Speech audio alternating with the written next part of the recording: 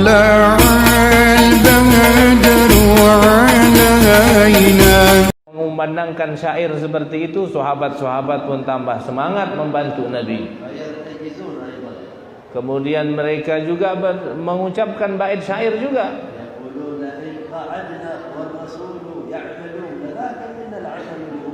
Kata sahabat bilang, kalau seandainya Nabi kerja, kita duduk-duduk saja tidak kerja, maka ini bukan adab yang baik.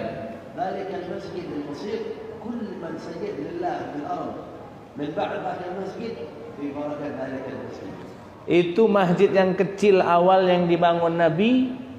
Dari masjid itulah adanya masjid-masjid seluruh dunia ini, dan semua orang yang sujud di masjid sampai saat ini semuanya dari keberkahan masjid yang dibangun oleh Nabi Muhammad sallallahu alaihi wasallam.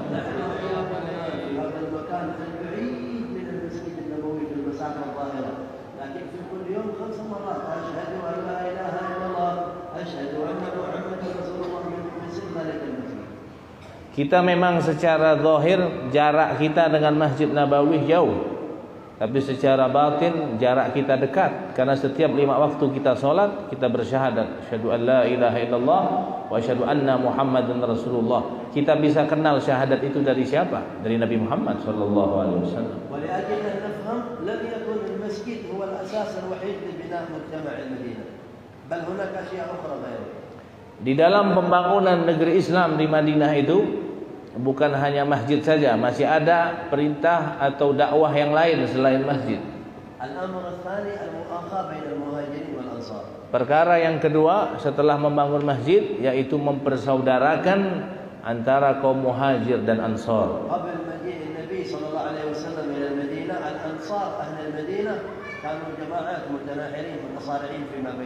Sebelum datang Nabi ke Madinah, orang-orang Ansor yang asli tinggal di Madinah itu, mereka itu sesama mereka saling tidak cocok, saling konflik, saling berkelahi.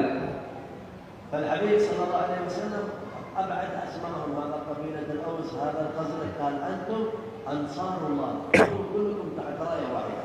Dan tak kala Nabi sampai di sana, Nabi buang yang namanya suku-suku itu. Tidak ada istilahnya kaum Aus, tidak ada istilah kaum Khazraj. Kalian semuanya adalah Ansar, Ansarullah, penolong Allah Subhanahu wa taala.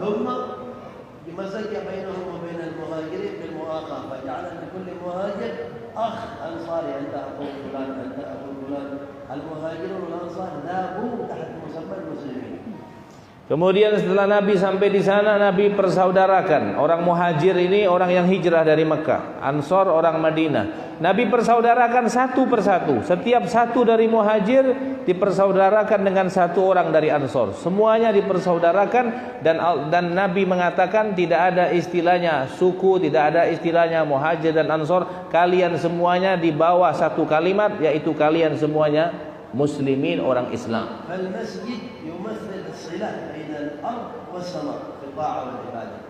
Masjid ini yang menghubungkan hubungan kita kepada Allah Subhanahu wa taala di dalam ketaatan dan beribadah kepada Allah.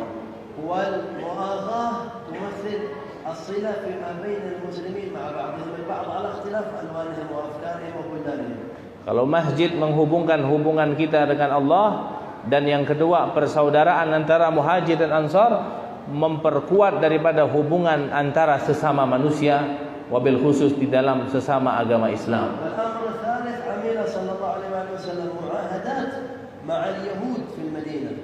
Kemudian perkara yang ketiga yang dilakukan Nabi yaitu melakukan perjanjian kepada orang-orang Yahudi yang ada di kota Madinah. Untuk memberikan kabar kepada kita bahwasanya agama Islam itu adalah agama yang betul-betul adil, memberikan keadilan walaupun kepada yang bukan Islam.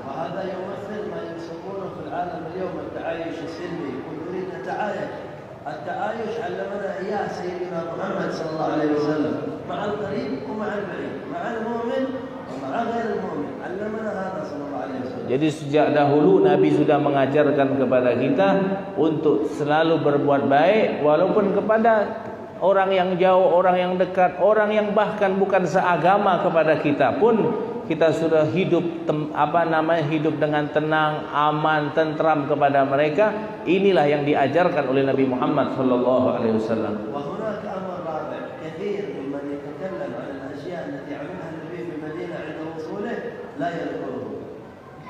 Dan ada perkara yang keempat yang ini jarang disebutkan tak kala Nabi sampai di kota Madinah. ما هو هذا الأمر؟ Apa itu perkara yang keempat? سألهم صلى الله عليه وسلم أهل المدينة قال أين سوقكم؟ أين تبيعون وتشترون؟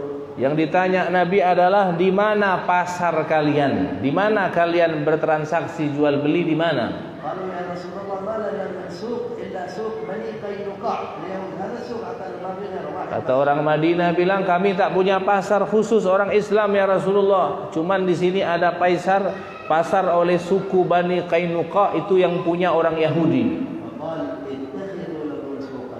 Maka kata Nabi, maka kalian orang Islam harus bikin pasar sendiri. لنعرف أن الدين ليس محصور في المسجد.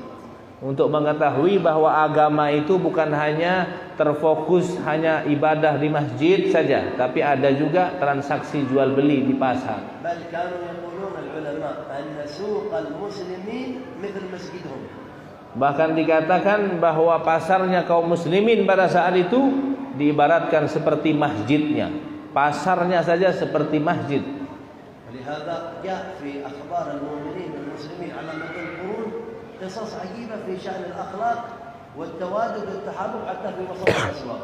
Jadi banyak cerita-cerita yang kami dengar bagaimana mereka di dalam mencintai kepada saudaranya, beradab kepada saudaranya, berakhlak kepada saudaranya, bahkan di dalam pasar sekalipun. قالوا كان إذا واحد فتح دكانه فباع استفتح كما يقال باع فإذا جاء إليه زبون آخر يقول اسمع أنا قد استفتحت الحمد لله هذا جاني الذي بجانبي ما استفتحت والبضاعة التي عنده نفس الجانبي بنفس السعر واحد يقول أحسن مني هذا البضاعة بقصد أن يذهب هذا المشتري ما يقول له هذا بيشي رزقي هذا حرص على بعضهم البعض وهم في السوق مؤمنين بالله.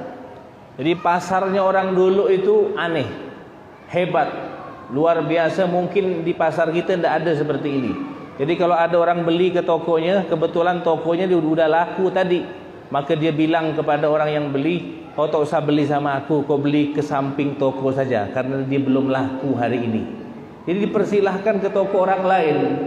Tidak bilang, oh ini jatahnya aku, ini langganan aku. Tidak. Kalau dia bilang, aku ini harganya aku dengan dia sama, aku kebetulan tadi udah laku, sebelah belum laku, kau pergi beli sama dia saja. Jadi bahkan di dalam pasar pun mereka berakhlak, mereka saling mencintai, saling menghormati. كان أصل دين الإيمان والإسلام التحابب والتوادد بين المسلمين ولو في السوق. Nah, ini ajaran Islam yang sebenarnya saling mencintai, saling menghormati, saling menghargai. Bahkan di dalam pasar, ini tak cerita masjid, tak cerita majelis, di dalam pasar pun mereka saling beradab dan berakhlak. في هذا الزمان للأسف الشديد بعض الناس بغض وسط قلبه في المسجد يبغض من يصلي معه في الصف الأول. Kalau zaman sekarang beda kata beliau, bukan lagi di pasar, di masjid pun satu soft kadang, satu jamaah, tapi dalam hatinya ada kebencian kepada saudaranya sesama muslim. أليس هذا واقع نحن نعيشه اليوم؟ Bukankah ini sudah terjadi di dalam masa kita sekarang? Iya, sudah terjadi seperti ini. Dalam masjid sekalipun kita ada kebencian kepada saudara kita sesama Islam. إذا واجب علينا أن تكون مساجدنا معينة لنا على تقوية الإيمان في القلوب لنرجع إلى الأصل الذي يريده الله ورسوله منا. Maka hendaklah bagi kita, kata beliau, masjid kita ini jadikan jembatan untuk kita menguatkan hubungan kita kepada Allah dan kepada sesama manusia, wabil khusus kepada saudara kita sesama Islam, untuk kembali kepada makna kecintaan yang diajarkan di dalam masjid yang dibina oleh Nabi Muhammad sallallahu alaihi wasallam.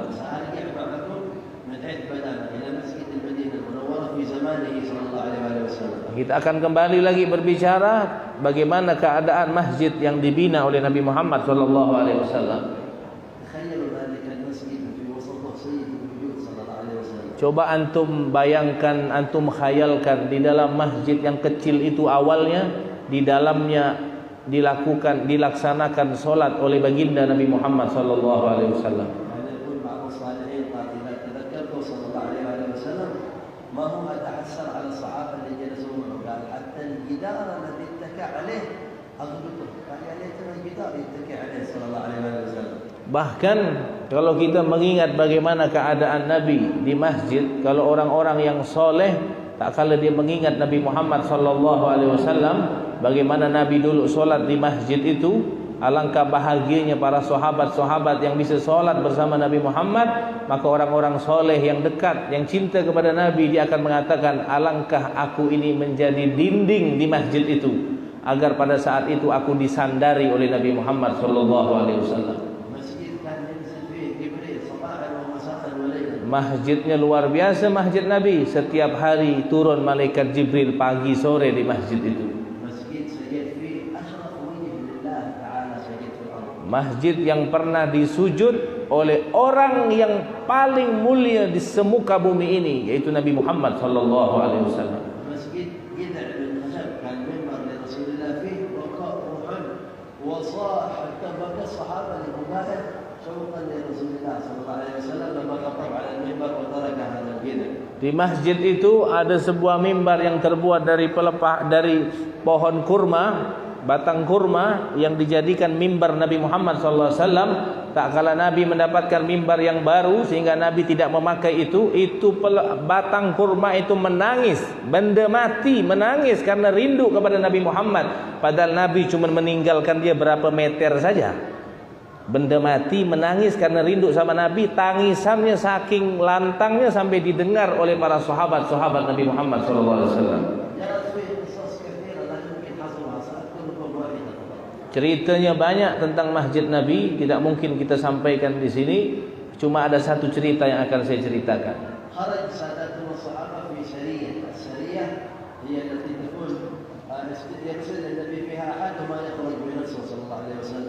Ada beberapa sahabat yang diutus Nabi di dalam peperangan. Peperangan ini namanya Sariyah. Sariyah ini peperangan yang tidak dihadiri Nabi. Nabi hanya perintahkan sebagian sahabat untuk keluar berperang.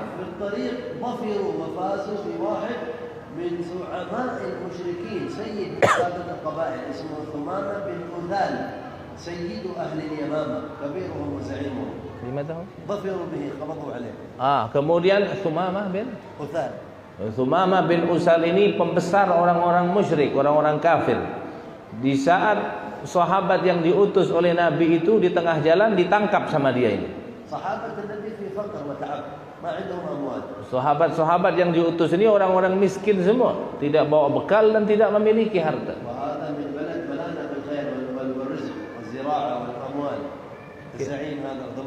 Sedangkan si Zu'amah ini orang kaya besar, pedagang besar. Kemudian diambil, dibawa ke Nabi Muhammad SAW di tengah-tengah masjid. Kemudian Nabi tahu ini adalah Thumamah.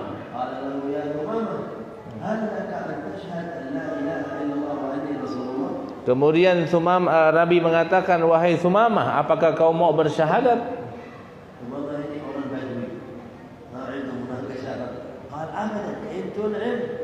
تنعم على شاكر وإن تقتل ذا ذنب وإن تريد المال تعطى مال إذا بتقتلنا في ناس ما يدافعون عنه وإن بتنعم علي بتتركني أنا بأشكرك وإن تريد مال من أنا بأعطيك اللي تريد. Kemudian tak kala Nabi tanya, wahai Thumamah, apakah kau mau bersyahadat masuk Islam? Kata Thumamah, tidak mau. Saya tidak mau, selamanya saya tidak masuk Islam. Kalau kau mau bunuh, bunuh saja. Kalau mau kau lepaskan, terserah, dia bilang. Kalau kau mau minta harta ya Nabi, aku kasih, tapi aku tidak mau masuk agama Islam. Kalau kau mau bunuh aku, maka bunuh saja. Banyak juga manusia di luar yang bisa kau suruh untuk membunuh aku. Kalau kau mau biarkan aku begini di luar agama Islam, udah biarkan saja. Jangan paksa aku untuk masuk Islam.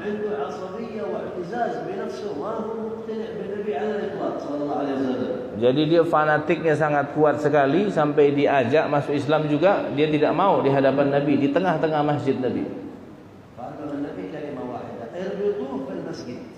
Kata Nabi SAW, ikat dia di tengah-tengah masjid. ليس عنده سجن صلى الله عليه وسلم Nabi tidak ada penjara pada saat itu. ولا هو حريص على قتل أحد Dan Nabi tidak pernah membunuh orang. ولا إكراه عنده في الدين. Dan Nabi tidak pernah memaksa orang dalam agama. ربطه في المسجد وأمر بإكرامه قال اكرموه هاتوا له طعام هاتوا له شراب خلوه يأكل ويشرب. Nabi suruh ikat di masjid, tapi setiap hari Nabi suruh sahabat-sahabat melayani dia, memberi makan dan minum. جاء إليه صلى الله عليه وسلم في اليوم الثاني. Kemudian Nabi datang di hari yang kedua. سأله هل لك أن تشهد أن لا إله إلا الله؟ Nabi tanya lagi, mau masuk Islam apa enggak? قال نفس الكلام الأول. Maka omongannya seperti pertama, aku enggak mau masuk Islam. في اليوم الثالث قال له النبي هل تشهد أن لا إله إلا الله؟ جواب بنفس الجواب الأول. Di hari ketiga Nabi tanya lagi, mau syahadat masuk Islam apa enggak? Dia bilang tidak mau. تأمل هنا أثر المسجد على هذا الرجل. Akan tetapi tak kala dia diikat di masjid itu memberikan bekas atau efek yang banyak kepadanya. وهو غير مسلم كافر بالله. Padahal dia bukan orang Islam. في اليوم الثالث قال له النبي أطلقوه قال له خلاص اذهب. Kata Nabi, udah hari berikutnya kalau dia tidak masuk Islam, lepaskan biar dia pergi. يمكن أن يقتله. Nabi sebenarnya mungkin untuk membunuhnya. يمكن أن يؤذيه. Mungkin Nabi mau menyakitinya. يمكن أن يأخذ منه فدية من المال. Mungkin Nabi mau mengambil fidyah juga dari sebagian hartanya. ولا شيء من هذا. Tapi Nabi tidak ada melakukan sedikit pun daripada yang disebutkan tadi. قال أطلقوه. Lepaskan dia, kata Nabi. ذهب.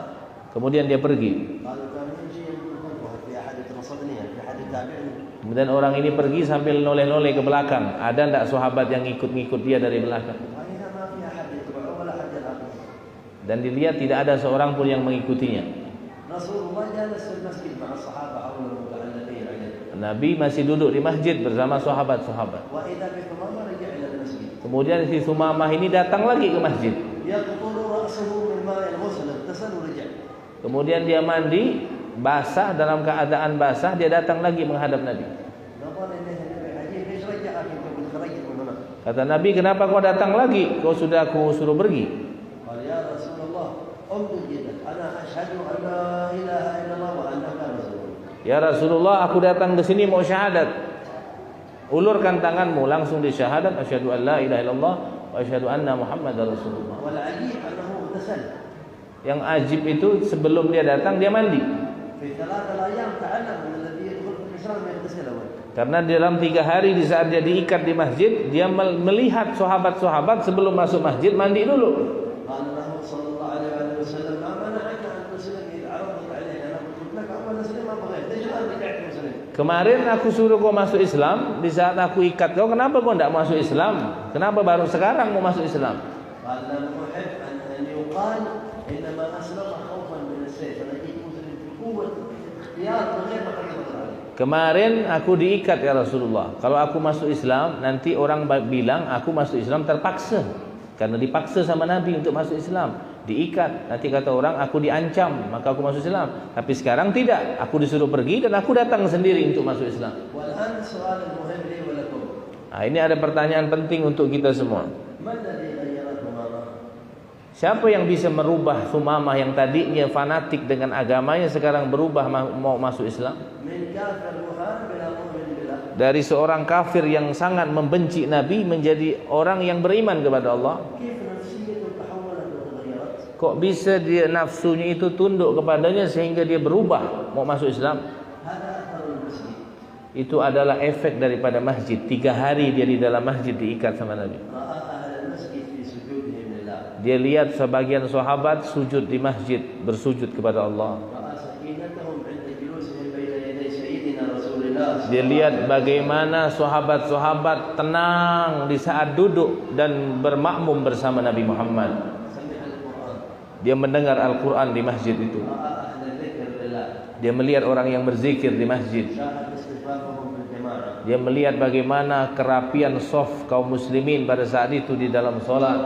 تأثر من محبتهم وتواددهم وكيف كانوا يكرمونه وهو أسير عندهم.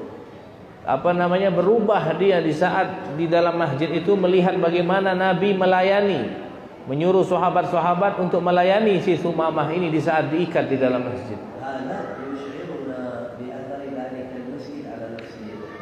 Nah, ini yang membuat kita memberikan satu pelajaran kepada kita bagaimana keadaan masjidnya Nabi Muhammad SAW pada saat itu. Wahai saudara-saudaraku, kata beliau, orang Islam itu adalah orang yang lidahnya, orang bisa selamat dari lidahnya. Artinya tidak pernah mencaci, tidak pernah membenci. Itu orang Islam yang sebenarnya.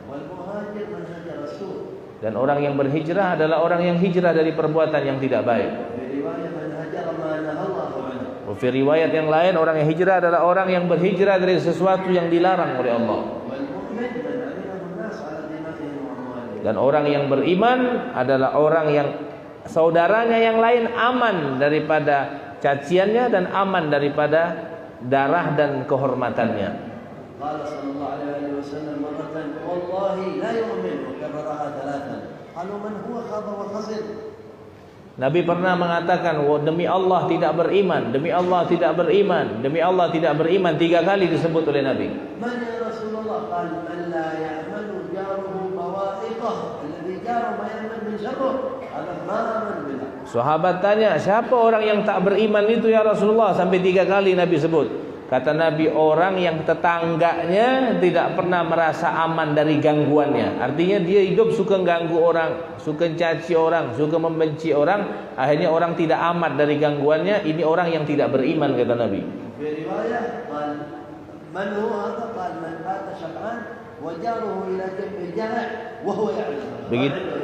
Begitu juga kata Nabi, orang yang tidak beriman adalah orang yang di malam hari dalam keadaan kenyang, sedangkan tetangga sebelahnya dalam keadaan lapar dan dia tahu dia membiarkan.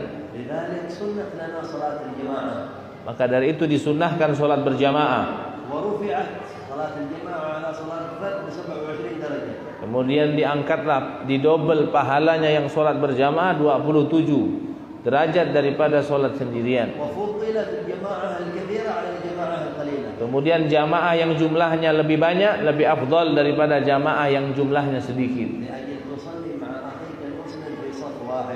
Supaya apa disyariatkan jamaah ini? Supaya kita ini biar hidup sosialnya bagus, biar setiap hari ketemu sama saudara kita sesama muslim, satu soft, satu gerakan. Nah, ini disyariatkan solat berjamaah. Pulang dari solat bersalaman, saling senyum-senyuman. Senyummu kepada wajah saudaramu pahalanya sedekah.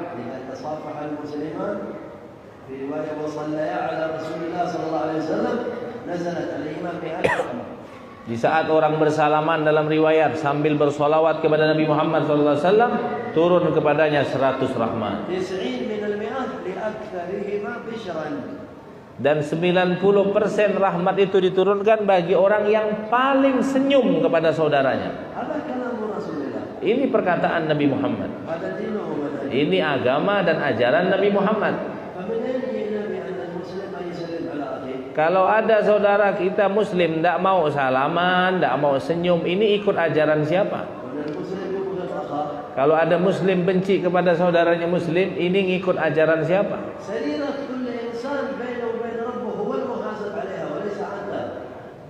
Hatinya orang, urusan hatinya orang itu urusan dia sama Allah, bukan urusan kita untuk menilai hatinya orang.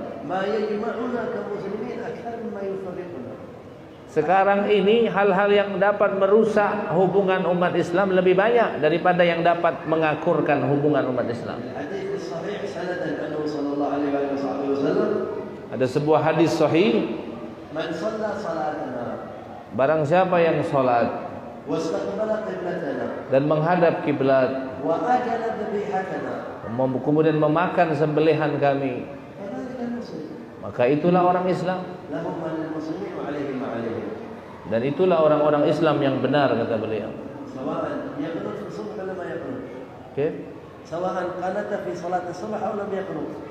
Baik dia yang sholat subuh pakai kunut ataupun yang tak pakai kunut, itu saudara kita.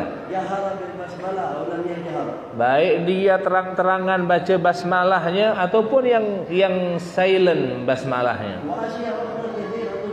Dan banyak hal-hal yang ikhtilaf yang kita tahu di masyarakat kita.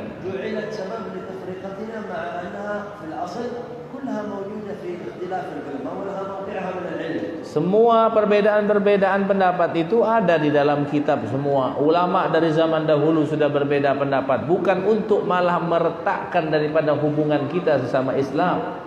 حلها في العلم وليس في المنازعة. Suruh banyak-banyak belajar lagi ilmu, bukan disuruh banyak-banyak berdebat dan bermusuhan. لكن التباغض بين المسلمين كل المسلمين يعلمون انه حرام. Dan tak boleh saling membenci antara Muslim dengan Muslim yang lain, itu hukumnya haram. هذا سيدنا النبي محمد يقول لأنس بن مالك. Nabi pernah berkata kepada sahabat Anas bin Malik. أنس هذا خدم رسول الله في بيته 10 سنين. Anas bin Malik ini pembantunya Nabi, melayani Nabi di rumah Nabi selama 10 tahun. من وصوله إلى المدينة إلى أن توفي صلى الله عليه وسلم وأنس خادمه في بيته.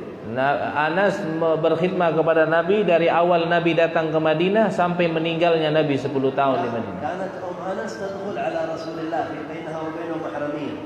Ibunya Anas bin Malik kadang sering datang ke rumahnya Nabi Muhammad sallallahu alaihi wasallam. دخلت يوما وهو يصلي كأنه في وقت الضحى صلى الله عليه وآله وسلم. Pada suatu hari ibunya Anas bin Malik datang ke rumah Nabi, pada saat itu Nabi sedang sholat duha. فرأت وجهته إلى ربه في الدعاء.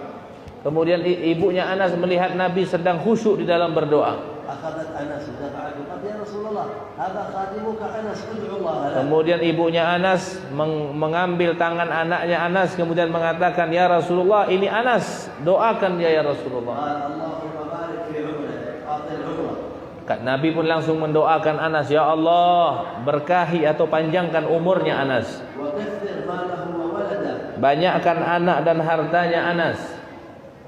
فبلغ سيدنا أنس أكثر من 120 من العمر وهو في قوة كاملة ما تغير منه شيء. Barokah doanya Nabi, dipanjangkan umurnya Anas sampai 120 tahun masih sehat kuat. يقول عددت من أولادي وأحفادي فوق 100. Bahkan anaknya berkat didoakan Nabi, dibanyakkan anaknya 100 lebih. كل النخيل في العالم يثمر مرة في السنة إلا نخل سيدنا أنس مرتين في كل سنة. Dan didoakan diberkahi hartanya. Orang kalau panen kurma sekali setahun, Anas 2 kali bahkan 3 kali setahun. كان لهم بستان فيه ريحان يعرفونه من بعيد من الرائحة هذا بستان أنس بركة دعاء النبي صلى الله عليه وسلم. Bahkan dia punya kebun kurmanya itu, orang bisa tahu dari jauh, sudah keciuman bau yang luar biasa. Orang bakal tahu itu kebunnya Anas bin Malik, barokah doanya Nabi Muhammad SAW. ماذا أوصاه رسول الله صلى الله عليه وسلم؟ Apa yang pernah diwasiatkan Nabi kepada Anas bin Malik? قال يا أنس يا بني Kata Nabi, "Wahai Anas, wahai anakku, إن استطعت kalau kau mampu أن تصبح وتمسي di setiap pagi dan sore, وليس في قلبك dan tidak ada di hatimu غش kebencian, ولا غل tidak ada dengki, ولا حقد tidak ada hasud, ولا حسد tidak ada hasad dan dengki أحد من المسلمين kepada seorang pun daripada kaum muslimin, فافعل. maka lakukanlah," kata Nabi Muhammad SAW. سنتي Karena itu adalah sunnahku. ومن أحيا سنتي فقد أحبني Barang siapa yang hidupkan sunnahku, dia telah mencintaiku. ومن أحبني كان معي في درجتي يوم القيامة. Barang siapa yang mencintaiku, kelak akan bertetangga 1 derajat samaku di surganya Allah. الله يجعلنا معه في ذلك الدار أجمعين. Mudah-mudahan Allah jadikan kita semua bertetangga bersama Nabi Muhammad SAW. بما سمعنا في هذه الساعة Mudah-mudahan Allah beri kita manfaat dengan apa yang kita dengarkan barusan. الله يحقق لنا صفاء القلوب وحسن المعاملة مع الله. Mudah-mudahan Allah benarkan hati kita di dalam hubungan kita kepada Allah.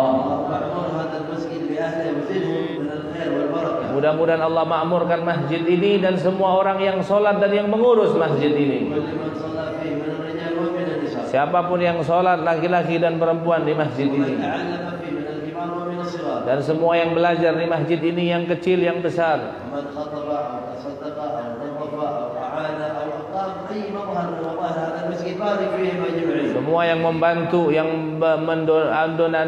mendonasikan hartanya, membantu, donatur, semuanya mudah-mudahan diberkahi oleh Allah. علينا دين الإسلام والإيمان. Mudah-mudahan Allah jaga agama Islam dan keimanan kita. وفانا عليهما وأنت راض عنا. Mudah-mudahan Allah wafatkan kita dalam keadaan Islam wal iman, dan Allah ridha kepada kita. اللهم ارزقنا حسن الخاتمة بعافية. Mudah-mudahan Allah kasih kita rezeki mati dalam keadaan husnul khatimah. على آخر كلامنا من الدنيا عند الموت كلمة لا إله إلا الله Rasulullah muta'aqqidina bihaqaiqiha hisan wa ma'na zahiran wa batina walhamdulillahi rabbil alamin. Alhamdulillah rabbil alamin. Dan beliau terakhir mendoakan kita mudah-mudahan di akhir hayat kita ucapan yang paling akhir yaitu kalimat la ilaha illallah. Inti daripada apa yang beliau sampaikan, ringkasan daripada semuanya, bersihkan hati kita. Apapun golongannya, apapun alirannya, apapun siapapun gurunya, bersihkan hati kita, jangan sampai ada kebencian kepada saudara kita sesama muslim. Itu nasihat yang paling penting daripada apa yang beliau sampaikan. Mudah-mudahan hati kita bersih, mudah-mudahan hati kita suci, tidak ada benci di pagi hari, di sore hari. Jangan sampai ada benci, dengki, hasud, dendam kepada saudara kita sesama muslim. Mungkin ini saja yang bisa diterjemahkan. Kurang lebih mohon maaf. Hadani Allah wa iyyakum billahi taufiq wal hidayah. Wassalamualaikum warahmatullahi wabarakatuh.